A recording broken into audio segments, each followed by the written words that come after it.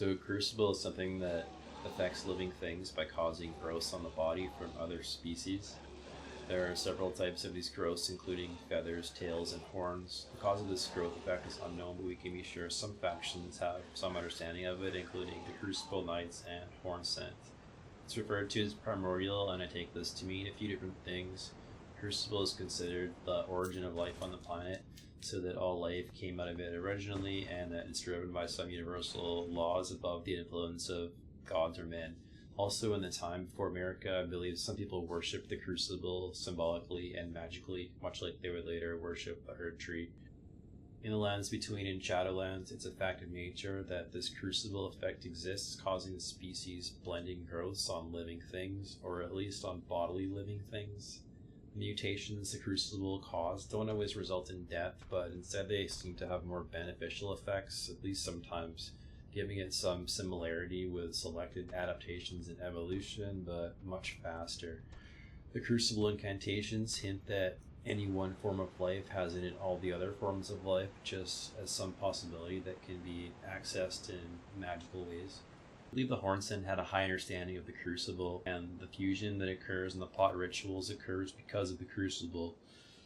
Instead of one body growing out parts of other bodies, it has fused to it parts of other bodies. It's like the Crucible in reverse that the Hornsen used to make saints. Crucible is an effect that causes growth from another species on a living body. It has the appearance of blending together different beings, but instead it's one being growing parts of another. Growing out is a natural form, where fusing together would be an unnatural, manipulated form that the Hornsen did.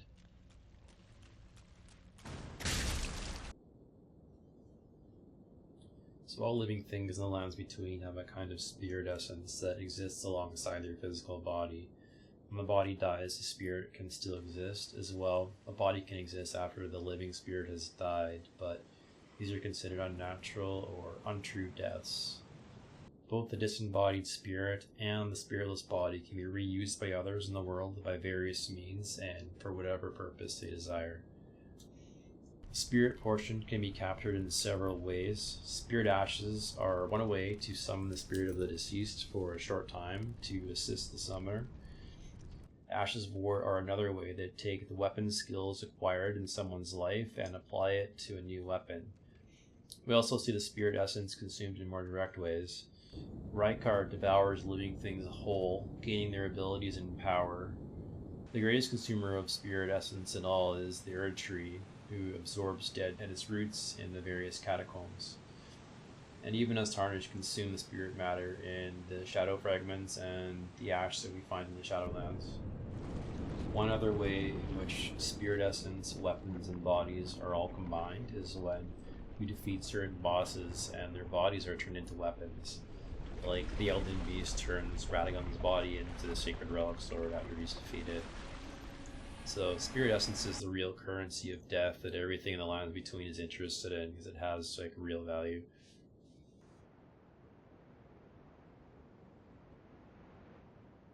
There are different kinds of great trees. We are most familiar with the Erd Tree variety that we can recognize by the golden glowing light they give off. America's Erd Tree at the center of Lindell is the oldest and largest of these Erd trees in the lands between. We know she planted it and that it originated in the Shadowlands. We can also be sure that there was some other tree in Lindell prior to America's arriving, that the Erd Tree was attached to it at the roots for some time, using it to grow more quickly. We don't know anything about this previous great tree, but it seems to have had dark brown wood. Behind the mountains, at the very northern part of the map, we find another massive tree in a strange state of partial life and decay called the Halig Tree. This tree is likely a relic of some past age, long before America, but it's never explained. Also, the life the Halig Tree has is very curious because this tree seems to have been fed by scarlet rot somehow.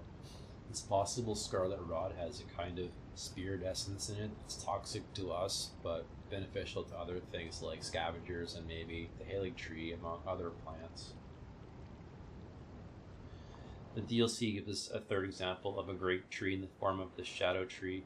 Unlike the Erd Tree and the Halig Tree, this one shows no signs of life as it has no remaining leaves. This one can only crumble into waste, strengthening certain spirits who consume its essence. Before Shadow was born, this tree could have been just like the Erd tree, but slightly different, providing some great value to the horn sentient who fed it. So we're unsure about the Halig tree, but the Erd tree and Shadow tree are definitely fed on human remains. One example of this is the different types of jar people we find. Some are animated in new spirit, while others remain a mass of fused innards clinging to life. But when these die, the remains would become tree food. We find the broken pots around minor Erd trees and warrior jars around roots. Warrior jars would be just one form of tree food, as all dead was likely supposed to be absorbed into the great tree. In America's dawning age, when Godfrey was conquering on her behalf, her Erd tree would have been fed mostly en masse by the fresh dead of war. This, combined with the enormous roots her tree was attached to, would have created enormous growth, an age of plenty. Feeding the Erd tree death provides life in some new consumable form. Feeding the Shadow tree tortured shamans, I guess, provides like concrete to the hornsent. The great tree is a means to an end for the rulers of different societies, and that end is sustaining their cultures and people as long as possible, or living forever. Whatever horrors are necessary to make this happen will be somehow rationalized in the culture, or just simply hidden. The need for constant death is why the hornsent also had criminals become pot sacrifices as a way to rationalize what horrors they were doing. They simply branded their victims as deserving of punishment. Marika was justified in her actions because she was going to give everyone afterwards eternal life, so it didn't matter how much death was needed to get there. The ends would justify the means in both Marika's and the hornsent's cases. Marika obviously wants to have eternal life for herself and her followers, and the hornsent wants to build their sky tower and summon their god. Now let's see a few ways where these concepts are combined. A living great tree is consuming spirit essence and making something out of it. When a great tree combines with the Crucible, growths of different types of life forms are possible. There are a few examples of animal-plant hybrids that we've seen. These tree spirit avatars we encounter are one example. They apparently pop out of the great trees when they're in danger to defend them. On the hornsent's trees we find these female figures growing, so we can probably get from that growing humans from trees is possible, and maybe this is where America's shaman people actually originated from. It's a combination of the great tree and the Crucible making new human-like species that were called shaman. Finally, let's return to Godwin the Golden. Godwin was killed in spirit only, meaning his body contains no spirit essence for the Erd tree or any other tree to absorb. This is a very unusual way to die. We know it was done by dark ritual.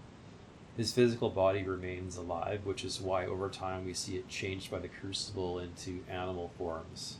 His fish form is a sign of the Crucible acting on his living body over time, as are all the biological horrors that grow out of his spiritless body. Since Godwin is in this terrible state, he is disconnected from the continuity of the Erd tree spirit. He has been literally removed from the lineage by Rani. Godwin is body and Crucible without spirit or great tree. If any consciousness remains alive inside of him, we have to assume that he's in a state worse than death. The Golden Order might be right in seeking to eliminate those who live in death if that's the case, but anyway. That's 3 concepts explained in Elden Ring. Let me know what you think, because I'd like to hear it. Thanks.